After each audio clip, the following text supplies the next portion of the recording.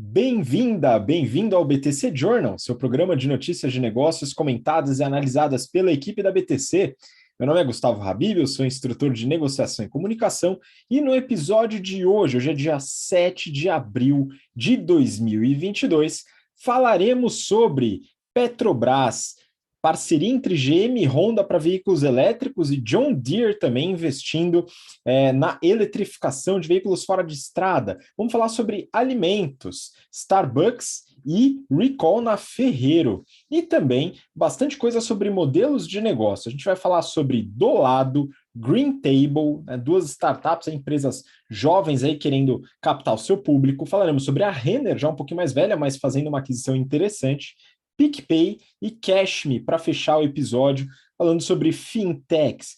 E nesse episódio eu estou com a parceria, a companhia de Yuri Salomone, instrutor também de negociação, comunicação e estratégia da BTC. Fala, Yuri! Olá, Habib, olá a todos os nossos ouvintes, é um prazer estar com vocês mais essa semana. Habib, conciliar a agenda aqui não está fácil, mas mais uma vez a gente conseguiu aqui, vai dar certo, vou comentar bastante notícias no dia de hoje. Muito bom. Pois é, conciliar a agenda está difícil, agora são 3 horas da manhã, não estou brincando, viu, pessoal? Porém, muito obrigado, Yuri, é muito bom quando você participa aqui com a gente para contribuir com a sua experiência e seu conhecimento também. Né? E, inclusive, né, um abraço aí para todo mundo das turmas do General Business Program da BTC desse semestre, aí os mais de 280 alunos que a gente está nas turmas rodando atualmente desse curso, que terminaram as disciplinas de soft skills que o Yuri e eu dividimos aí, mais alguns outros instrutores do corpo da BTC, pelo empenho da turma. Muito, muito bom. E para você que está voltando agora para o trabalho presencial, né, as atividades, os eventos, conferências, eventualmente até viagens a trabalho, né? Sei que muita gente voltou já às viagens a trabalho. Nada como um bom conforto térmico, seja no frio ou no calor, com esse tempo maluco que a gente está tendo agora, pelo menos no estado de São Paulo, né? E esse conforto junto com as camisas que agora estão saindo da Esbórnia, né? Provavelmente.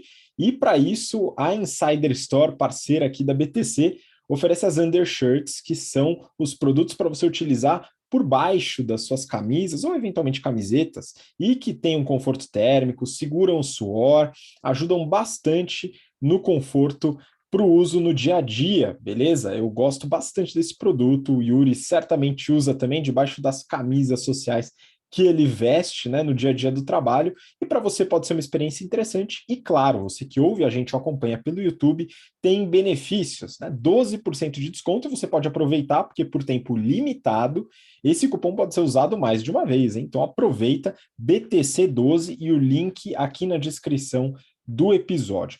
Aproveitando que estamos falando sobre descrição e link na descrição, acompanha nosso YouTube. Desde já peço para você que tem interesse que a gente fale sobre algum tema, etc., coloca nos comentários do YouTube, dá alguma sugestão, algum tema que você gostaria que a gente falasse e a gente avalia aqui. Esse episódio tem 2 temas que são sugestões do YouTube, tá, pessoal? Então deixa lá para acompanhar.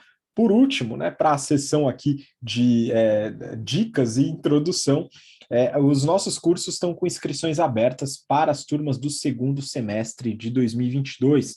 O GBP, para quem está entrando no mercado de trabalho, o Strategy and Finance, para quem já assumiu cargos de liderança, né, tanto em middle, top management, para participar e fortalecer os conteúdos em tomadas de decisão, com discussões reais, estratégicas, muito caso, muita mão na massa, beleza? Conheça um pouco mais sobre os cursos da BTC no site também, no link que está aqui na descrição. Bom, vamos começar, Yuri. Tem bastante coisa para a gente bater um papo hoje. E eu vou começar com uma notícia, até para retomar um tema que a gente falou na semana passada. Brasil Journal. Adriano Pires declina a indicação para a Petrobras. É o seguinte, Yuri, no último episódio do BTC Journal, e se você ainda não acompanhou, por favor, faça essa gentileza, a gente falou sobre a gestão da Petrobras e o conflito de interesses envolvido no modelo de empresa mista. Os interesses dos acionistas privados, ele pode não coincidir, e geralmente não coincide, com os interesses do Estado, que no caso da Petrobras é controlador. O Estado brasileiro ele é controlador, mesmo não tendo 50% das ações. Inclusive, a gente faz um caso em negociação de fusões e aquisições com esse aspecto de conflito de interesses, de controladores, de minoritários, assim por diante.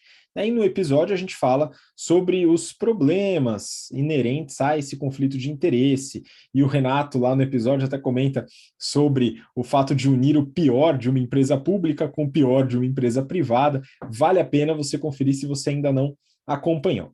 E em negociação, a gente estuda o mapeamento de interesses, e dele a gente pode observar eventuais conflitos de interesses existentes.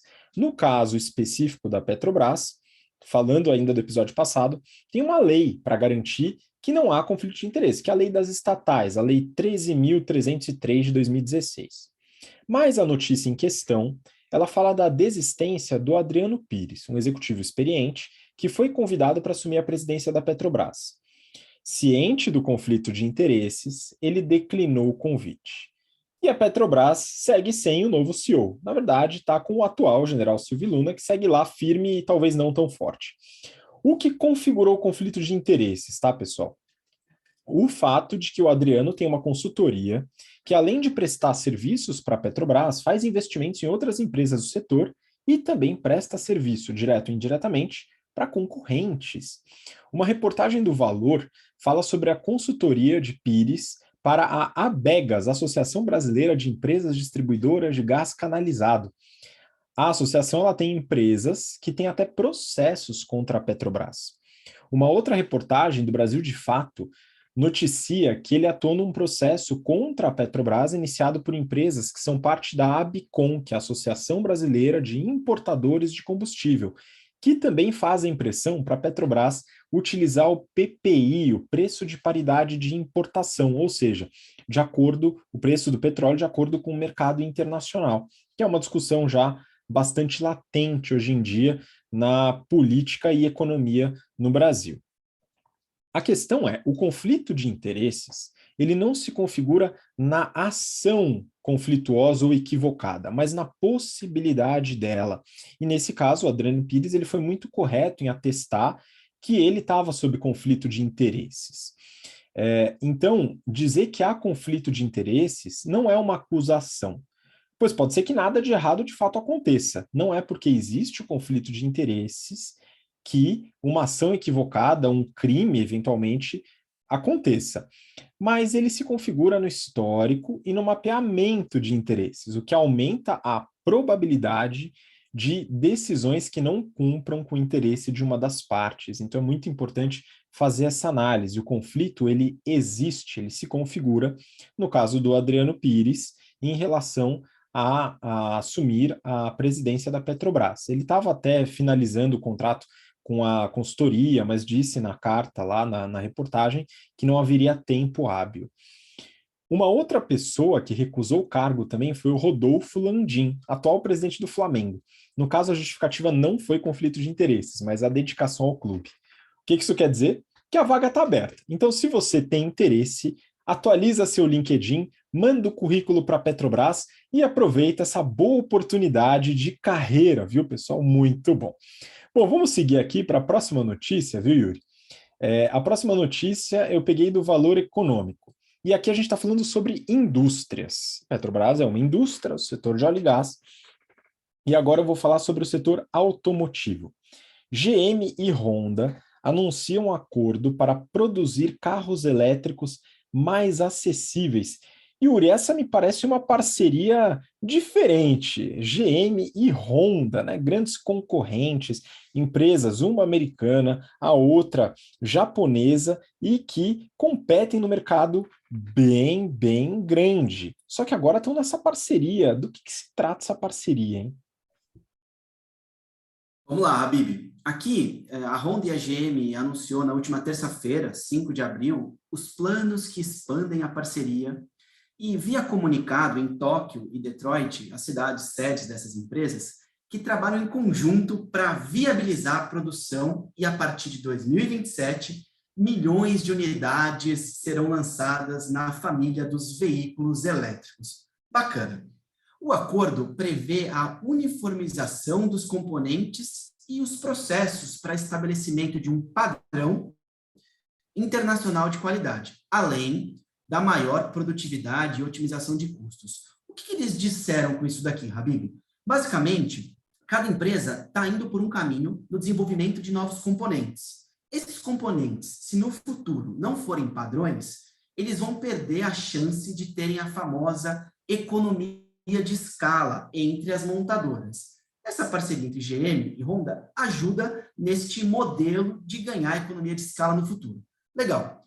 GM e a Honda vão compartilhar o que tem de melhor em termos de tecnologia, design, manufatura, para oferecer uma linha atrativa e mais acessível de veículos elétricos em escala global. Convenhamos, está difícil de comprar um carro elétrico, né? Está custando 300 mil, 250, 350 mil reais. O dinheiro perdeu o valor quando se fala de veículo elétrico.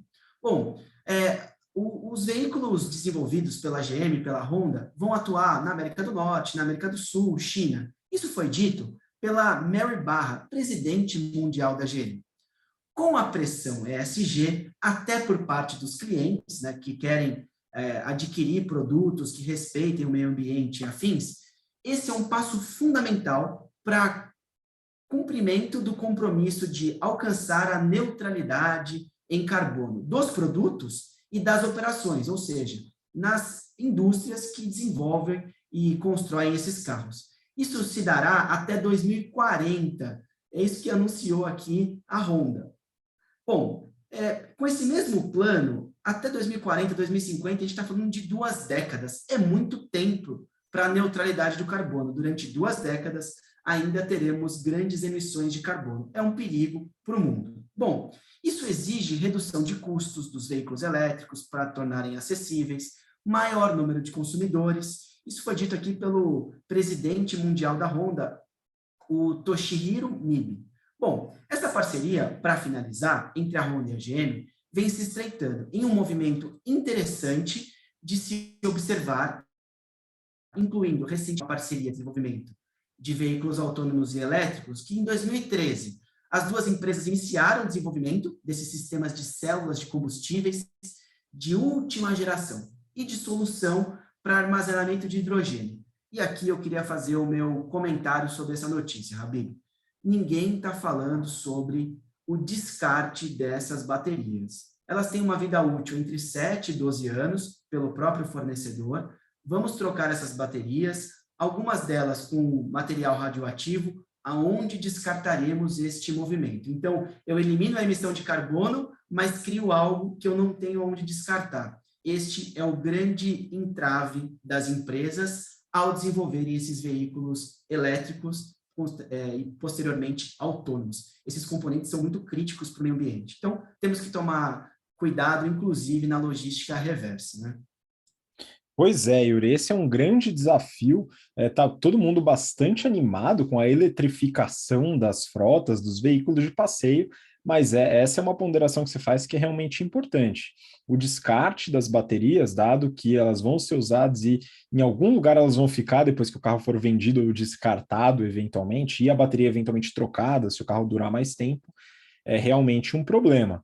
Vamos ver, né? Quem sabe a SpaceX aí não vai mandar essas baterias para o espaço, não é verdade? Que beleza, né? Tem cada ideia mirabolante que eu vou te contar, viu, cara? Mas, ó, até entrando nesse papo de baterias, a próxima notícia é uma puxada aí dessa passada de bola que você me deu aqui, ó. Valor econômico. Deere conclui a aquisição da Chrysler Electric, de tecnologia para baterias, né? Então, o descarte é um problema, mas as empresas continuam desenvolvendo tecnologia para baterias, eventualmente vão levar em consideração o descarte. Vamos esperar que isso aconteça. Mas aqui eu estou falando da John Deere. Essa notícia é um pouco antiga, de fevereiro, né? Antiga. Não tem nem 2 meses, né? 1 mês e meio. Mas foi pedido do Bruno Rebelo nos comentários do YouTube, tá? Então vale analisar. E, de novo, se você quer que a gente comente sobre algum tema, coloca os comentários no vídeo deste episódio. Vai lá no YouTube, se você está ouvindo a gente pelo podcast, e coloca lá para a gente. A notícia, ela fala sobre a aquisição dessa empresa de tecnologia para baterias, Chrysler Company. Qual que é a estratégia por trás da aquisição? Claro, o fortalecimento da tecnologia de veículos elétricos fora de estrada. Vamos conhecer um pouquinho do histórico da John Deere para a gente poder analisar um pouco da empresa. A John Deere foi fundada em 1837. O fundador, John Deere, obviamente, ele criou um arado autolimpante para plantações que foi um sucesso de vendas. E com isso, a empresa começou a crescer. Em 1963, ela se tornou a líder mundial em equipamentos agrícolas. Hoje, a empresa desenvolve tecnologia para eletrificação e automação de veículos e implementos agrícolas e também de construção. É uma via sem retorno. A eletrificação ela já é um fato.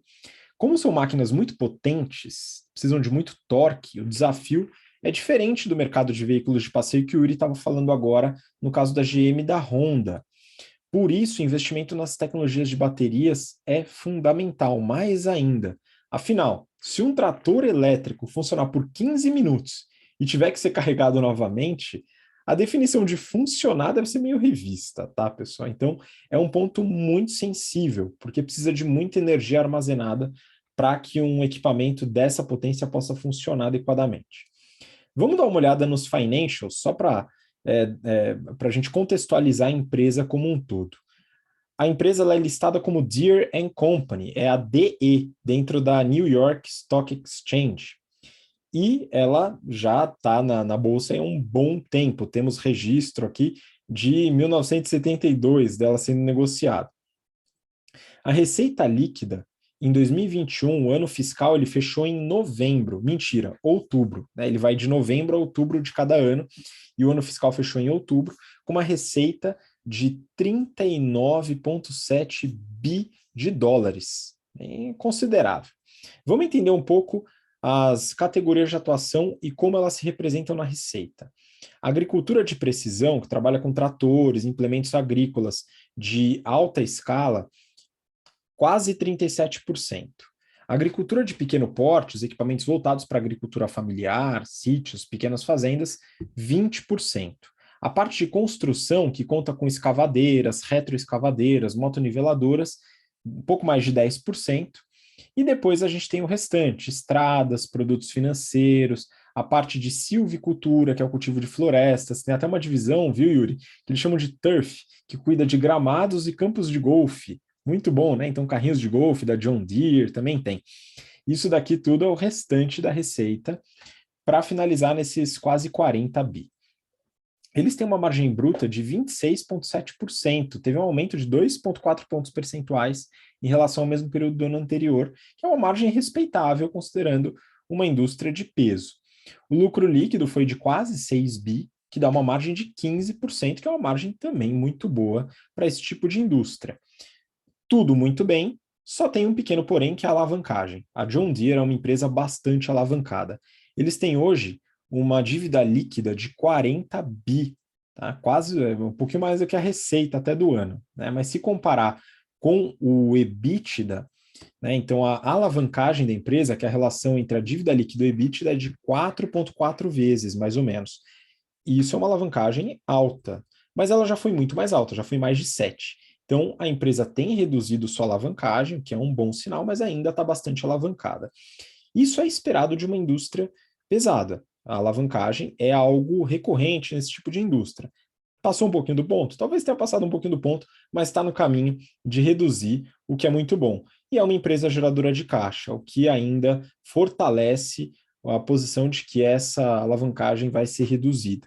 Isso é um ponto de preocupação da John Deere, isso eles colocam nos resultados trimestrais e eles acompanham isso com frequência. Então, aparentemente está sob controle e é uma empresa que desenvolve muita tecnologia para o campo e para a construção. Então, vale a pena a gente ficar atento.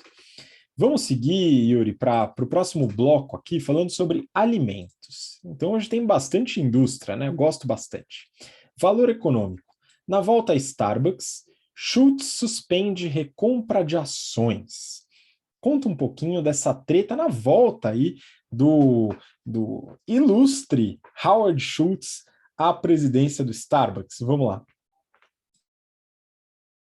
Bom, Habib, a semana passada a gente comentou aqui no BTC Journal, nosso colega Renato Aracá, que analisou essa volta do Schultz ao cargo de CEO pela terceira vez. Então, Se você tiver alguma dúvida como foi esse movimento, volta lá no episódio passado e reconsidera escutar ele pela primeira vez ou de novo para relembrar. Bom, ele chegou e se deparou com dificuldades financeiras. Então, ele tem um dinheiro lá limitado para utilizar e resolveu aplicar esse dinheiro em pontos estratégicos definidos aqui numa carta. Bom, Schultz vai suspender a recompra de ações da Starbucks, ao prometer, no primeiro dia do terceiro mandato como CEO da rede, redirecionar o capital que ele tem para lojas e funcionários. Isso ocorre num momento em que a Starbucks enfrenta um crescente movimento de sindicalização em seu mercado e origem, aumento dos custos salariais e com commodities, além de estar às voltas de ameaças potenciais ao seu crescimento internacional, desde a suspensão das operações na Rússia e dos novos lockdowns relacionados aí ao Covid na China, por exemplo. Então, são as limitações, os problemas no mundo acarretando aqui em consequências graves para essas empresas multinacionais, né? São desafios diferentes em lugares diferentes, dada a globalização, inclusive, dos problemas. Schultz disse em carta que a decisão nos permitirá investir no nosso pessoal e em lojas. A única maneira de criar valor de longo prazo para todas as partes interessadas. Então, aqui, ele dividiu um pouco a responsabilidade com acionistas, fornecedores, clientes, funcionários e, eventualmente, aí, os lojistas que tomam conta das suas franquias. Bom, as ações aqui da Starbucks ficaram aquém do índice S&P 500 nos últimos 12 meses, o famoso SP500, né? Mas que se recuperaram com a notícia da volta do Schultz. Então, deu uma leve recuperada ali a semana passada. Vamos ver como que isso se concretiza para os próximos dias. A empresa, ela se alavancou durante a pandemia, dada a crise do Covid, e colocou a recompra das ações em suspensão. Em 2020, não recompramos mais. Para se concentrar em reduzir essas dívidas, em outubro de 2021, o John, o antigo CEO que se aposentou agora, anunciou os planos de gastar 20 bilhões de dólares em recompra de ações e distribuição de dividendos nos próximos 3 anos. Bom, eis que o Schultz chegou e falou, opa, não vamos distribuir nada, não vamos recomprar ações. A empresa informou que em fevereiro de 22 recomprou cerca de 31 milhões de ações ordinárias, encerrou em 2 de janeiro de 2022 ao custo de 3,5 bilhões de dólares. O que eu quero dizer aqui, Habib? O antigo CEO anunciou em outubro 20 bi, gastaram 3,5 e o Schultz fechou a chave do cofre. Segura um pouco esse dinheiro aqui. Esse movimento estratégico de reter compra, ele foi comunicado com o seguinte ponto: acionistas, clientes, comunidade e o planeta, eu não sei o que ele quis dizer aqui com isso, seriam beneficiados se a empresa fosse voltada para compartilhar o sucesso com cada um de nós e para o sucesso coletivo de todos as nossas partes interessadas. Muito interessante, disse, não disse nada. Dividiu aqui o risco com todo mundo, não vai pagar dividendos, deu uma segurada aí para voltar o Starbucks ao que era antes. Bom, os comentários de Schultz corroboram com sua tentativa de revitalizar o Starbucks, como fez na sua primeira volta como CEO em 2008. Já faz aí 14 anos, né? Bastante tempo. Após ter emitido um memorando interno em que qualificou a comoditização da experiência do Starbucks. Ele disse, olha, a gente não quer comoditizar o atendimento, a gente é diferenciado e vamos manter esses diferenciais competitivos. Aqui, para mim, ele deu um recado direto e reto. A empresa enfrenta novas realidades no mundo mudado e que desde as cadeias de suprimentos obstruídas até a crescente geração de procura de nova transparência nos negócios, podemos optar por nos mostrar à altura dessas mudanças, desse momento do mundo, ou cruzar os braços. Recado direto e reto, não vamos cruzar os braços, vamos mudar assim como o mundo tem mudado.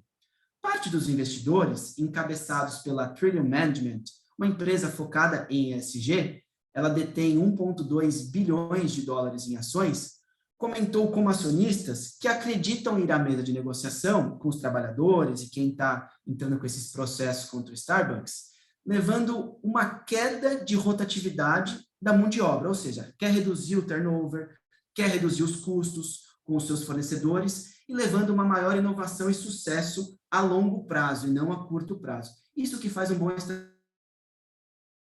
estrategista, né, Habib? Nas aulas de estratégia, a tomada de decisão agora vai ser coletada, vai ser consumida no futuro, não é a curto prazo. E aí, para finalizar, uma curiosidade sobre Schultz como CEO, a empresa saiu de 11 lojas para 28 mil lojas e as ações, desde a listagem em bolsa, lá em 1992 até 2017, quando o Schultz saiu, elas aumentaram 21.000%, ou seja, um baita negócio para quem investiu lá atrás.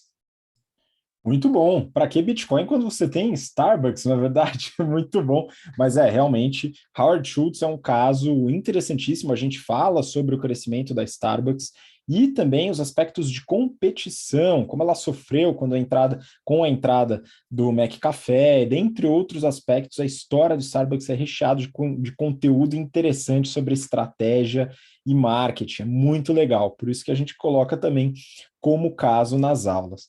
Mas agora vamos seguir, falando ainda sobre alimentos e coisas que vão com café. Eu peguei aqui da Ferrero, viu, Yuri? Notícia do Valor Econômico. Ferrero, fabricante do Kinder Ovo, faz recall no Reino Unido. Olha, Yuri, antes da gente começar, vou só colocar um assunto que não é pauta aqui da notícia, né? Que falou do recall e tal. Mas é o seguinte, eu fui dar uma olhada no preço do Kinder Ovo. Tava com saudade, consumia muito Kinder Ovo no passado. Eu achei por R$ 8 a unidade. R$ 8, Yuri, é o que eu gastava no almoço quando eu estava na faculdade. Né? Um bom almoço no bandejão era R$ 2. Mas um bom almoço era 8. E agora o Kinder Ovo tá 8. Não dá para almoçar um Kinder Ovo, convenhamos. Eu ainda nem vi o preço do ovo de Páscoa Kinder Ovo, né? Mas provavelmente vai fazer uso das estratégias financeiras do PicPay, que a gente vai falar em breve aí, como o parcelamento de um Pix no cartão de crédito. Muito bom. Mas vamos falar agora sobre a notícia, viu, Yuri? Chega aqui do meu desabafo em relação aos preços, né? Falando do recall. O que aconteceu? Será que a gente precisa se preocupar com esse negócio também, parar de comer Kinder Ovo? Conta aí um pouquinho. Bom, vamos lá, Habib. Aqui é o seguinte, a notícia é meio curta, mas é interessante. A fabricante da Kinder Ovo, ela está fazendo um recall do produto no Reino Unido, devido à ligação com salmonela, uma bactéria. Ao menos 60 pessoas, a maioria crianças, que é o público-alvo desse produto, foram infectadas. E a gente fala um pouco sobre a gestão da crise, a comunicação da gestão da crise. A empresa ela resolveu recolher alguns lotes desse produto como medida de segurança, e as investigações, Habib, lideradas pela agência do Reino Unido, da Escócia, País de Gales, Irlanda do Norte, encontraram uma ligação entre os casos reportados de salmonela no Reino Unido e o produto específico produzido pela Ferrero. Bom, Ferrero, dona da Kinder Ovo no Brasil, da Nutella, da Ferrero Rocher, afirmou que os lotes do Kinder Surprise, que é a versão britânica do Kinder Ovo, retirados do Reino Unido sobre essa suspeita de contaminação da salmonela, foram produzidos na Bélgica e que o produto comercializado no Brasil não estão envolvidos no caso, dado que os produtos comercializados no Brasil são produzidos em Minas Gerais, em sua maioria. Bom, aqui o assunto que a gente acabou de ensinar aos alunos do GBP, inclusive um abraço a todos os meus alunos aí, aos alunos do Habib também, sobre esse assunto de comunicação e gestão de crise. Algo importante para quem vive no mercado corporativo. Aqui o cuidado em se falar em uma contaminação, não perder valor de mercado da empresa, mostrar os impactos e ser transparente na notícia, apesar de omitir algumas coisas. Vamos lá, Habib, eu estou a fim de comer um Kinder Ovo hoje, dado que não veio da Bélgica. Mas eu não quero pagar R$ 8. Ah, boa sorte então. Talvez você tenha que pegar um genérico, viu? Fica complicado aqui o negócio. Mas é isso. O pior é que deu vontade até de pegar um Kinder Ovo. Quem sabe eu vou financiar um aí em breve, viu, pessoal? Enfim, mas é muito importante, como o Yuri comentou, a comunicação na gestão de crise. Isso a gente aborda através de alguns casos. Tem um caso que eu conto em aula bem interessante, que é o caso da Johnson Johnson na crise do Tilenol. E também um caso que eu estive bem próximo e que foi bastante triste, pude acompanhar de perto, infelizmente, que foi o caso da Vale em Brumadinho. Porém, né, esse fica para quem quiser participar das aulas do General Business Program, que a gente conta um pouquinho do que aconteceu lá nos bastidores também. Enfim, vamos continuar agora mudando um pouco de assunto. Eu quero falar, Yuri, sobre alguns modelos de negócio. Para isso, a primeira notícia eu trouxe aqui do Neofeed. Do lado, capta 53 milhões de reais para impulsionar marketplace para pequenos comerciantes. Yuri, eu queria que você comentasse um pouco sobre essa empresa do lado que recebeu esse aporte interessante, relevante, né, grande até, e o que ela faz, como que ela ajuda esses pequenos comerciantes, hein? Vamos lá. Bom, na digitalização de pequenos negócios, a companhia havia acabado de concluir uma captação de aporte seed, lá no ano passado. Legal, em dezembro de 2020. E aí o empreendedor Khalil Yassami afirmou ao Neofeed: o objetivo é criar um super app do pequeno negócio, o Adolado. Bom, no último 6 de abril, ela ficou perto desse objetivo. Anunciaram um aporte, Series A, de aproximadamente 53 milhões, como você comentou, e a Valor Group liderou esse aporte. Contou também com outros grandes fundos, como a Flourish, GFC, Clock Tower Ventures, IDB e a Endeavor. Bom, ainda em 2020, Habib, a do lado havia captado 2,2 milhões de dólares numa rodada seed. Ainda recebeu um valor de investimentos anjos, e aqui é o ponto da notícia para mim. Os valores desses investimentos anjos não foram revelados, mas veja as empresas que investiram: iFood, Stone, Viva Real, Olist e PayPal. Ou seja, montaram um ecossistema ao redor da do lado para tentar captar essa oportunidade de negócio.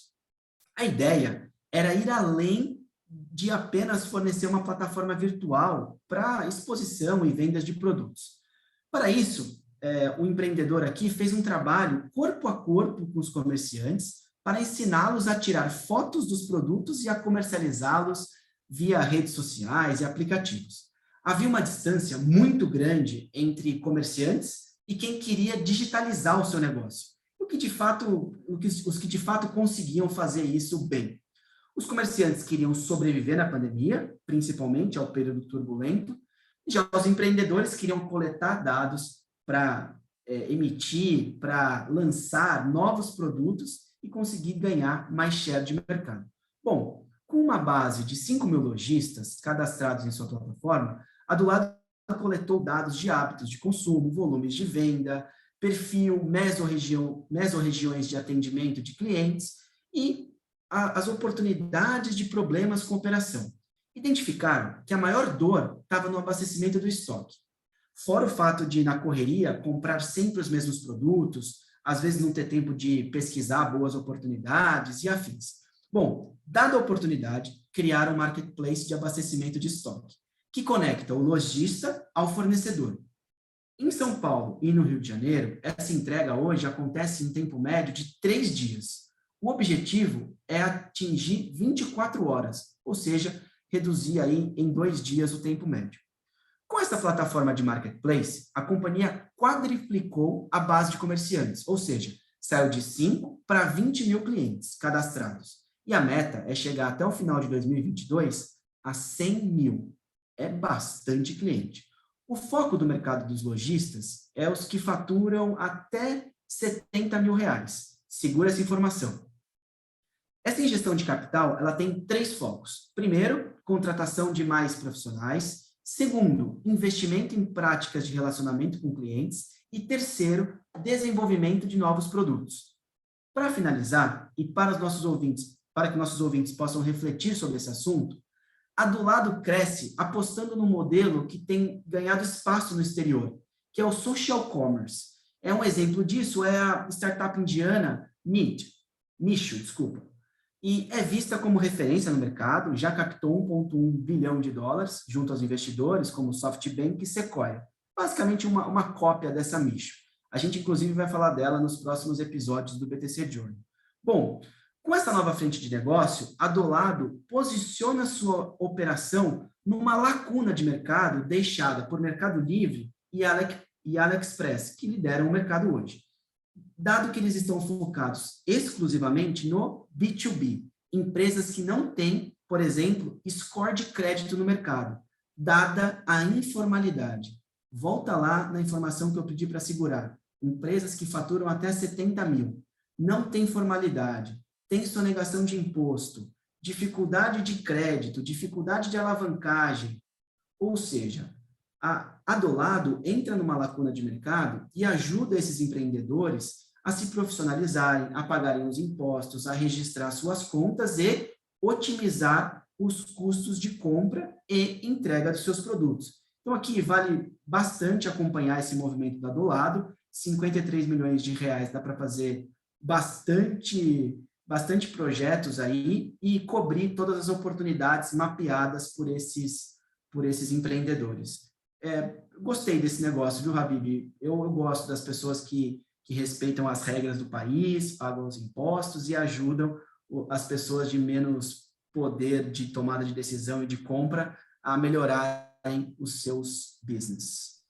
Pois é, eu também, Yuri, concordo contigo e sempre fico feliz quando eu vejo alguma empresa desenvolvendo um modelo de negócio que ajude pequenos empreendedores, que muitas vezes, pelo sofrimento, as dificuldades no dia a dia, acabam seguindo um caminho não tão correto assim, e eu acho até difícil julgar, né? Mas quando a gente vê pessoas que tentam fortalecer, regularizar, e principalmente aumentar a receita e reduzir custo desses empreendedores, dessas pessoas que estão abrindo seus pequenos negócios, sempre dá uma luz de esperança, na verdade. Então vamos acompanhar do lado, vamos ver como que ela segue no seu modelo de negócio, mas complementa aí. Aqui tem algo importante que muitas pessoas foram empreender, dadas as necessidades ou desligamentos da pandemia, falta de renda e afins, e às vezes é uma ação de desespero. Vou empreender, deixa eu tentar dar comida para minha família, para os meus filhos, para os meus pares aqui. E aí esse desespero leva você a cometer coisas que, como você disse, é difícil de julgar. Mas vem uma empresa como a do lado e ajuda essas pessoas, é muito bom. A gente vai ter um mercado mais profissional, mais regulado e, muitas vezes, dando oportunidade para mais pessoas. É isso aí. Vamos acompanhar do lado, que é um negócio que eu também gosto bastante. Como essa próxima notícia que a gente vai falar aqui, que é do Brasil Journal. Green Table quer ser a, entre aspas, Sweet Green brasileira, com uma pequena diferença. Bom, vamos entender um pouquinho mais sobre esse modelo de negócio e do que a reportagem está falando. A Green Table é uma empresa de venda de saladas e congelados. Então, eles vendem essas comidas congeladas em mercados, enfim, vou entrar um pouco nesse detalhe em breve.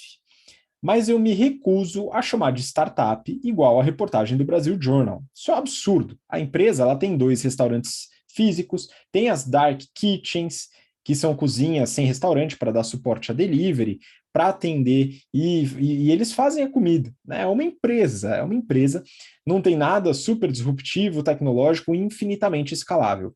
O que definitivamente não quer dizer que não é um bom negócio. Né? O fato de não ser uma startup, né, esse tipo de coisa, não quer dizer que não é um bom negócio. Tá? E, inclusive, eu gosto bastante do que eles estão fazendo hoje. Vamos entender um pouquinho melhor.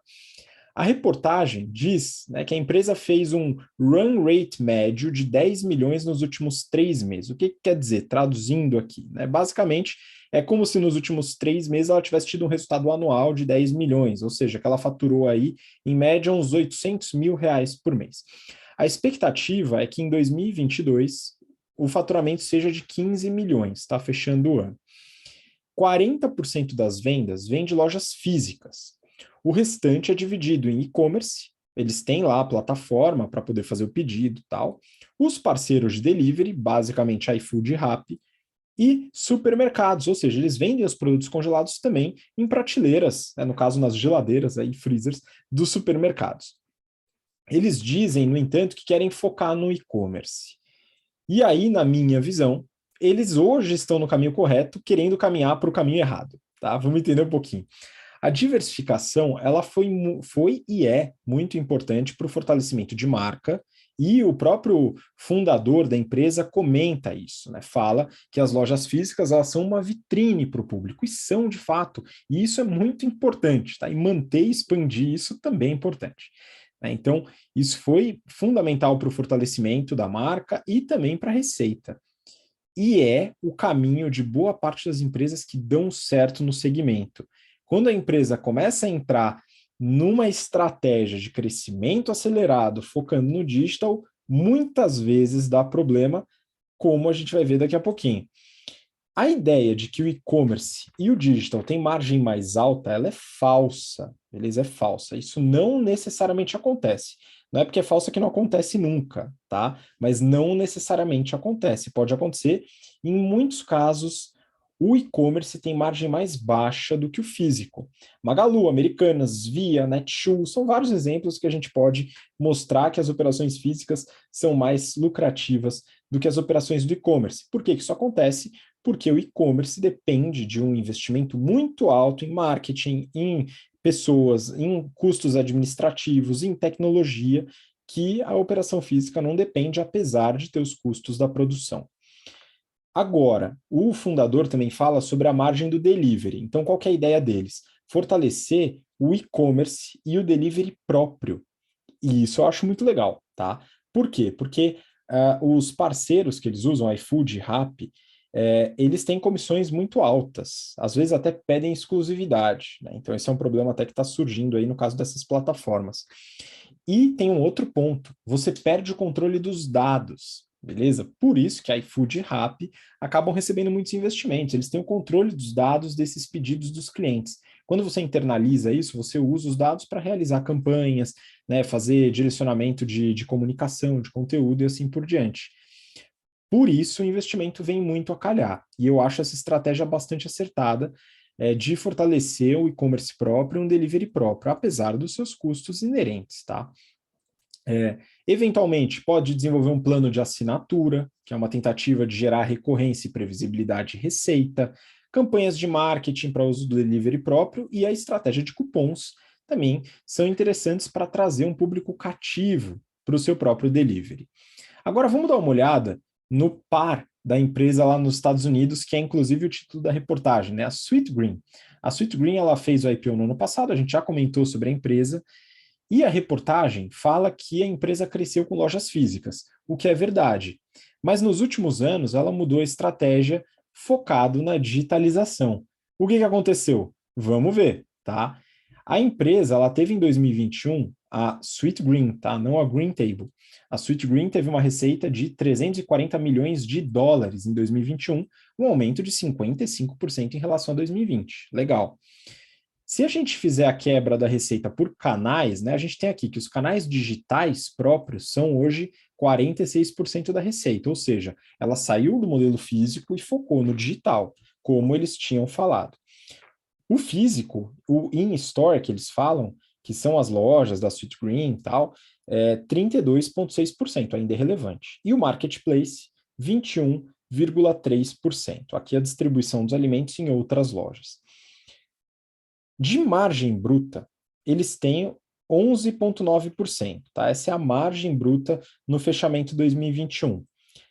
Talvez um pouco apertada, mas de acordo com o modelo de negócio. A questão é, os restaurantes são lucrativos. Então, beleza, o modelo físico ele é rentável. E ele sempre foi depois que a empresa atingiu um nível de maturação. Mas olha só o resultado, o prejuízo operacional da empresa foi de 134 milhões. 40% se comparado com a receita, né, de prejuízo isso aqui. E o prejuízo líquido, 153 milhões de dólares. Só de despesas administrativas, 125, pessoal. Isso daqui dá 37% da receita. Por que isso acontece? Pela estratégia de crescimento no digital. Então, a Sweetgreen, ela passou a ter um modelo de negócio insustentável a partir do seu modelo de negócio focado no crescimento do digital, com a expectativa de que a receita cresceria infinitamente e que os custos seriam diluídos a partir daí. Ainda não estamos vendo isso, é aquele negócio. No futuro a gente vai ver. Quando esse futuro chega, qual que é esse futuro? Vamos entender um pouco melhor. ao meu ver, a Green Table começou muito bem. Eu não conheço os produtos, fiquei até curioso, tá? Vou conhecer os produtos, mas a estratégia de diversificação de canais, utilizando o físico como elemento de construção de marca e também de receita e lucratividade, é um caminho interessante, tá? Eu avaliaria expandir também no físico se eu estivesse no time da Green Table, né? Mas isso aí é só um pitaco de quem está de fora, tudo bem? Vale a pena analisar sem necessariamente entrar na hype do digital, né? Vale a pena fazer essa ponderação. E a gente vai então para a próxima notícia, e aqui falando sobre uma aquisição, hein, Yuri?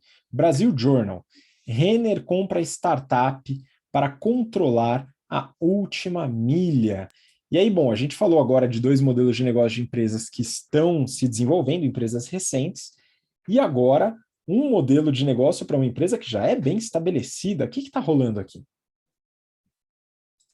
Vamos lá, Habib. Bom, a Renner anunciou essa semana a compra da startup Uelo. É uma logtech focada em serviços de entrega expressa e entrega sempre ao consumidor final e gestão de processos logísticos para médias e pequenas empresas. Esse é o core da Uelo. A aquisição permitirá à Renner controlar pela primeira vez suas entregas na chamada last mile ou última milha, reduzindo o prazo, melhorando a experiência do cliente, cortando o custo de logística, na medida que a operação da Renner com a Uelo ganhar escala. O CEO da Renner, Fábio Fátio, disse ao Brasil Journal que a aquisição faz parte da construção da plataforma logística da Renner.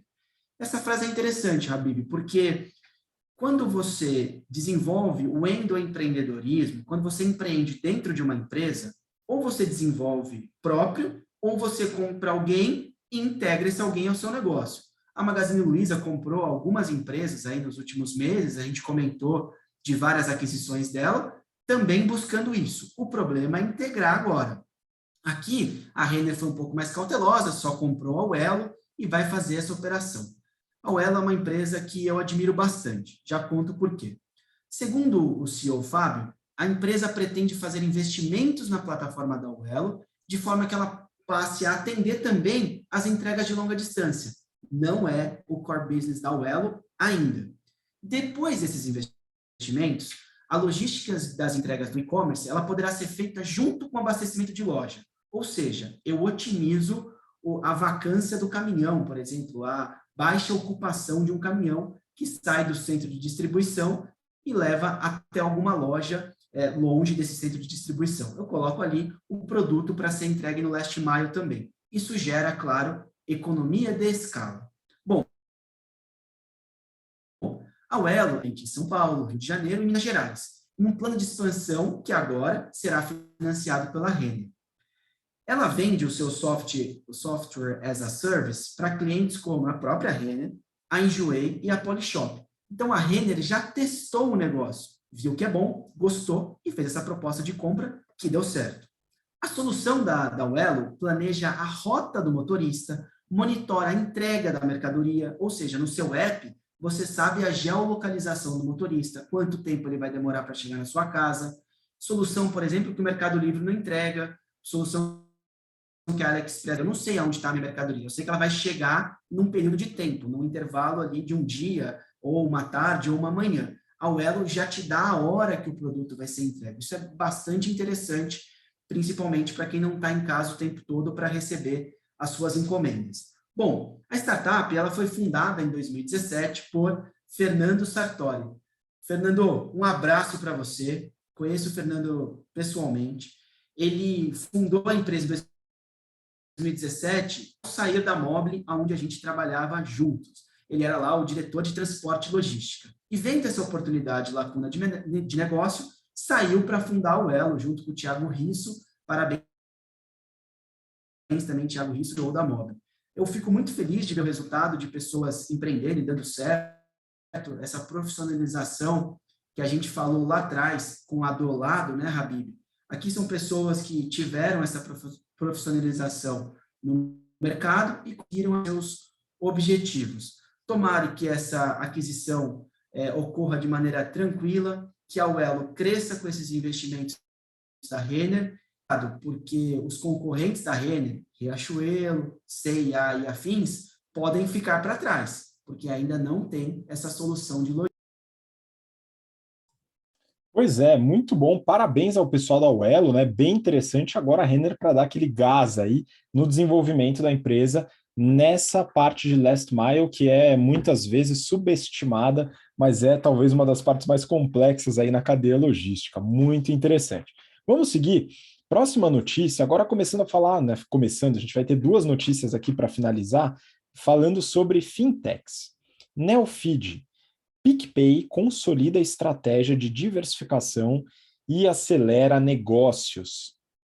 Então, aqui a reportagem ela exalta a diversificação de produtos do PicPay nos últimos anos. A gente já falou sobre PicPay aqui, comentamos sobre a parte de financials, que a gente vai retomar um pouquinho com resultados atualizados, e as estratégias de crescimento da empresa. Então, vamos lá. Hoje, a empresa tem 5 unidades. Carteira digital, então toda aquela parte de juntar, enfim, usar para pagamento, esse tipo de coisa.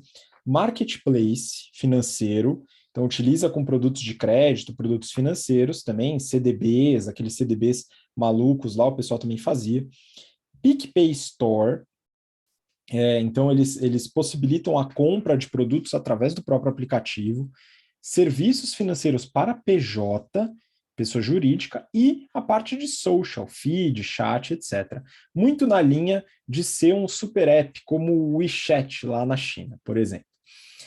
20% da receita do PicPay hoje vem de fora da carteira digital, que seria o principal produto deles, mostrando a expansão dessas novas unidades, o que mostra também que aquela estratégia de diversificação está começando a funcionar de fato. Uma das iniciativas comentadas é o programa de afiliados dentro da plataforma, gerando uma receita com direcionamento para lojas da Amazon, Shopee e AliExpress, por exemplo. Uma das jogadas de mestre do PicPay, na minha visão, foi usar o Pix. Ela abraçou o Pix. Então, começou já, entrou com tudo na tecnologia e hoje 7% de quem usa o Pix usa pelo PicPay, que é muito bom, né? Nem é uma instituição financeira tradicional. Então, é interessante, esse número é representativo. Eles até disponibilizaram o Pix com cartão. Então, você pode fazer uma compra no Pix, pelo PicPay, e essa compra é debitada ao longo dos meses no seu cartão de crédito, com juros, eventualmente, tal, pode fazer até 12 vezes. Né? É um produto que eles criaram ali para fortalecer o Pix também.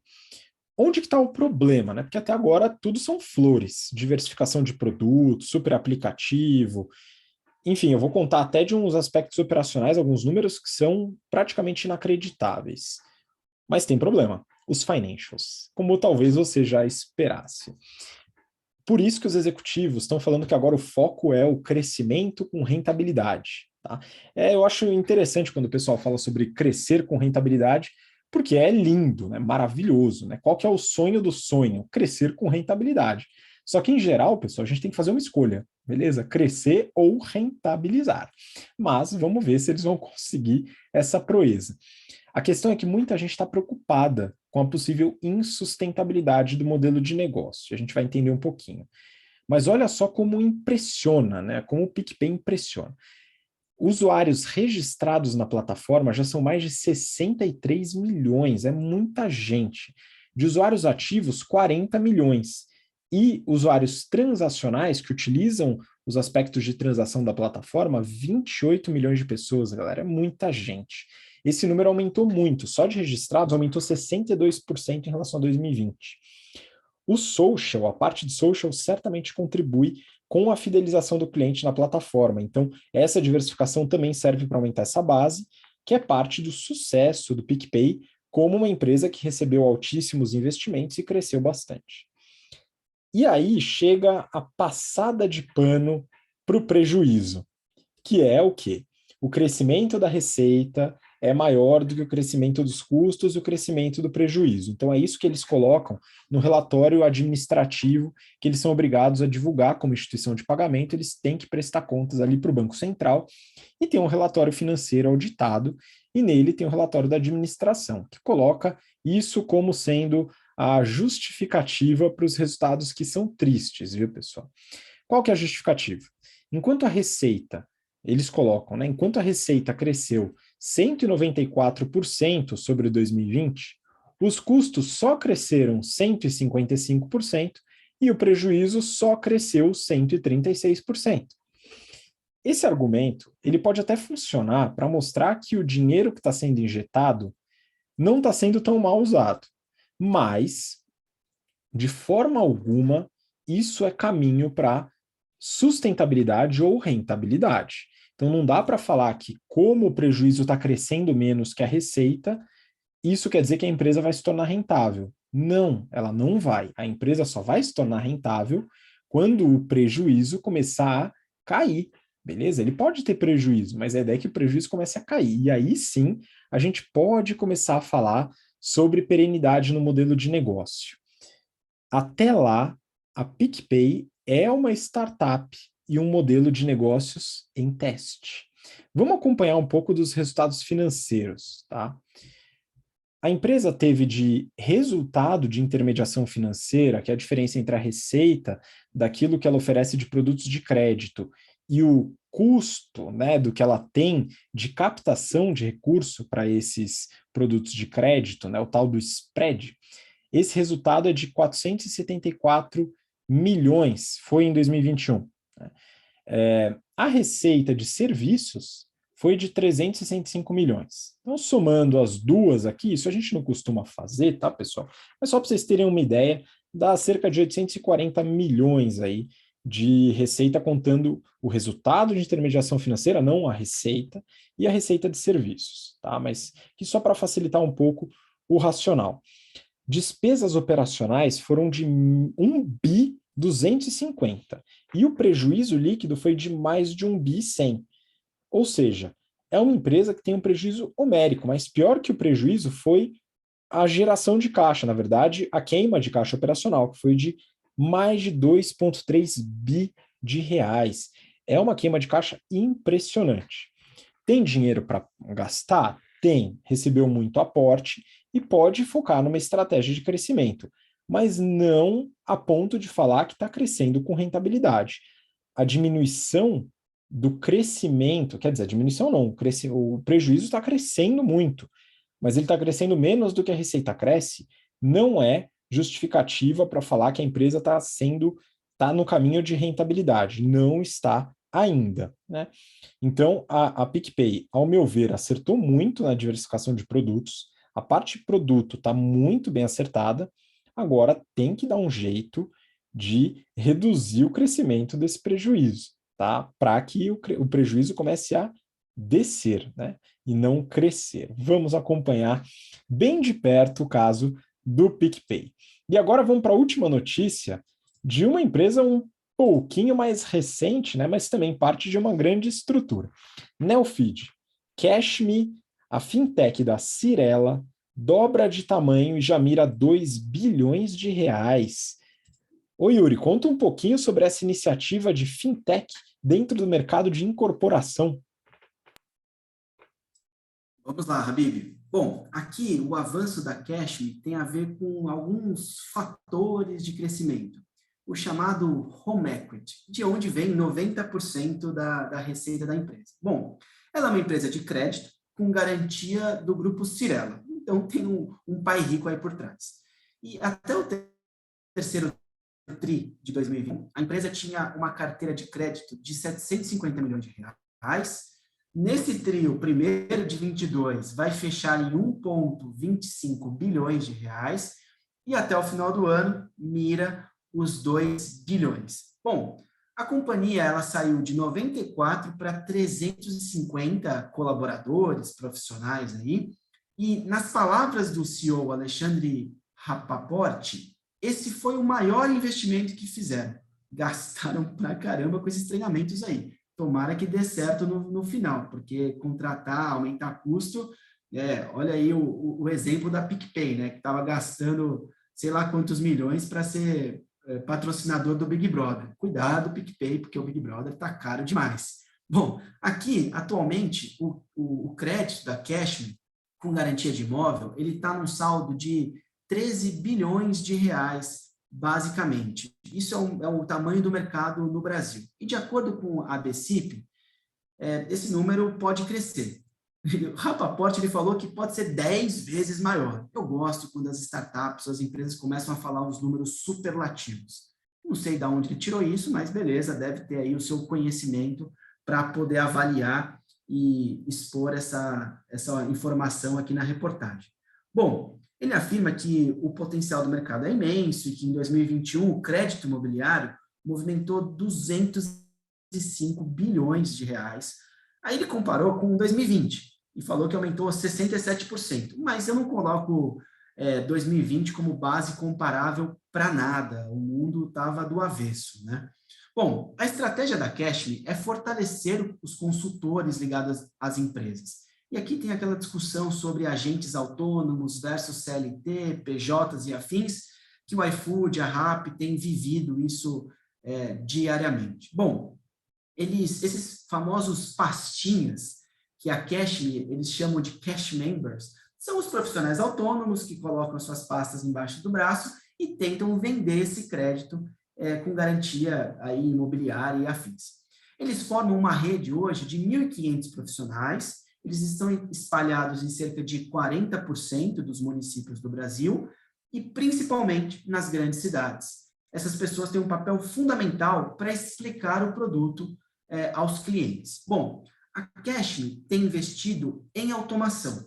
Eles têm um algoritmo que mostra ações judiciais dos potenciais clientes, eles sugerem valor do imóvel, então tem um algoritmo de valuation do imóvel, dado a localização, o tamanho e o acabamento que tem determinado imóvel, e também finalizam esse algoritmo com a capacidade de crédito desse potencial cliente. A Cashme, ela está no mercado que demanda capital intenso, e aí, acreditas que a sua concorrente, um dos expoentes desse setor, de home equity, já captou 829 milhões de reais. A gente comentou sobre Acreditas aqui, esse movimento, volta lá nos episódios.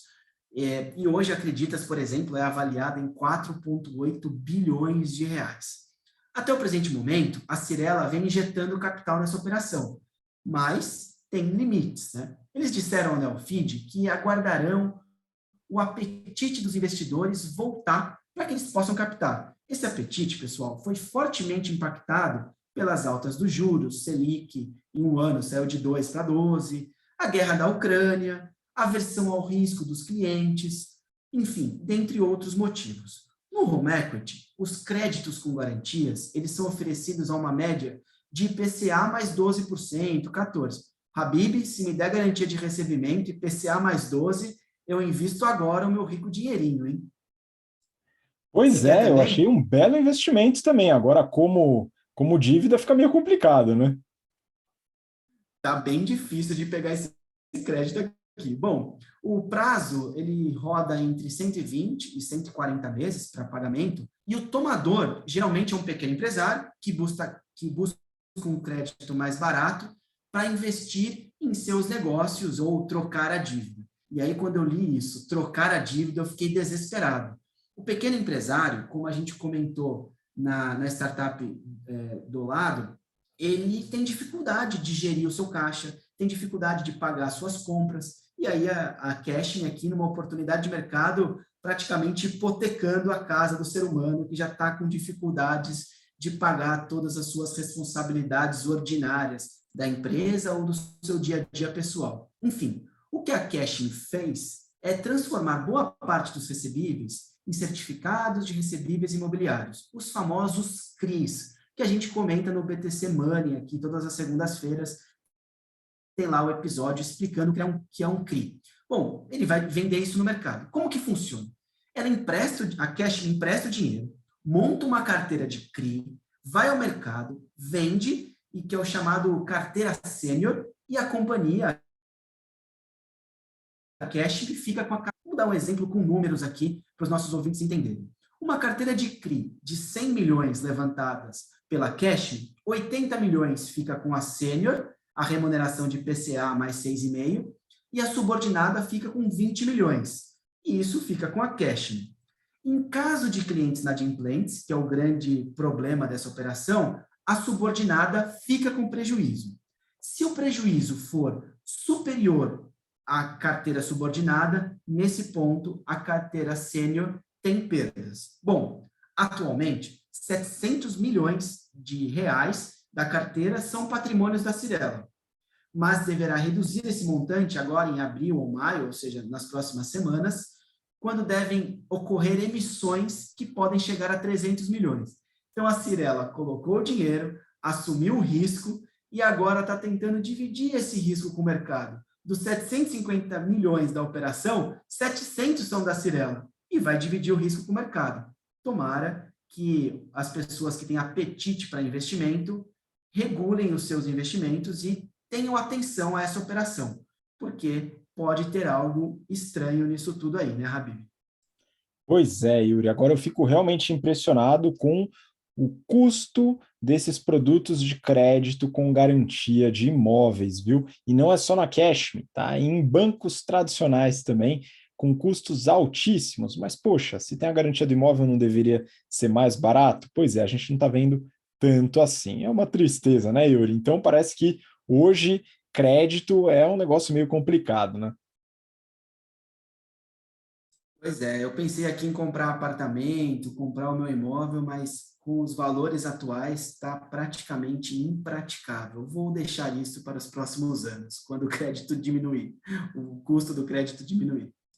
Pois é, vamos torcendo, né? E com essa notícia a gente fecha o BTC Journal desta semana. Yuri, muito obrigado de novo pela participação. Obrigado a você, Habib, a BTC e a todos os nossos ouvintes. Que a semana que vem a gente esteja aqui bem comentando sobre novos negócios, novas parcerias, M&As e afins. E mais uma vez, parabéns ao pessoal da Uelo, ao Fernando, parceiro de longa data, que sua vida cresça aí com essa aquisição da sua empresa. Boa sorte. Muito bom, boa sorte. Não esquece de chamar o time da BTC para comemorar junto, hein, pessoal? Muito bom. Obrigado você que acompanhou a gente até agora, pelo interesse, pela paciência. Não esquece de deixar seus comentários no vídeo do YouTube deste episódio, se você tiver sugestões de temas para a gente colocar nas próximas edições. Um grande abraço, até lá. Tchau, tchau.